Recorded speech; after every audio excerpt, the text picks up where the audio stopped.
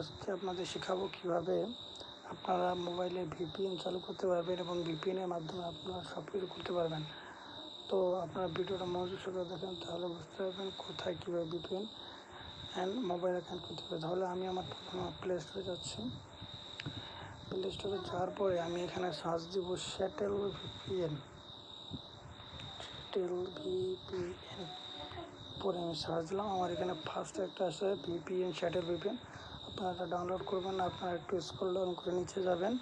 নিচে যাওয়ার পরে দেখলেন এই যে একটা লেখা আছে যে আপনার free VPN proxy enable site, এটা ঢুকবেন। একবার এটা আমি অলরেডি ডাউনলোড করে রাখছি, যার কারণে হচ্ছে যে আমার এখানে দেখা যাচ্ছে। আপনারা ডাউনলোড করে নেবেন। তো ডাউনলোড করার পর ওটাকে আপনারা ওপেন করবেন।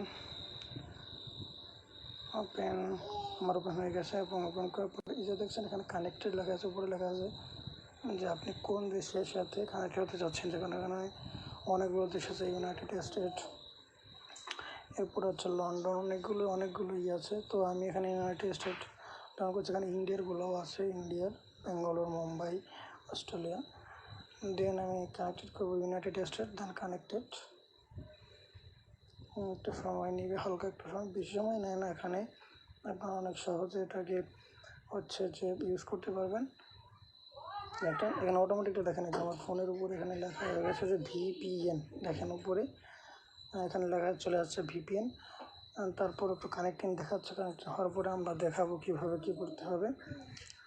তো এই তো হয়ে গেছে, আমার কানেক্টেড হয়ে গেছে। এখন দেখেন এই জায়গায় আপনার স্পিড দেখাচ্ছে যে কত স্পিডে যাচ্ছে, কত কেবিপিএস নিচ্ছে।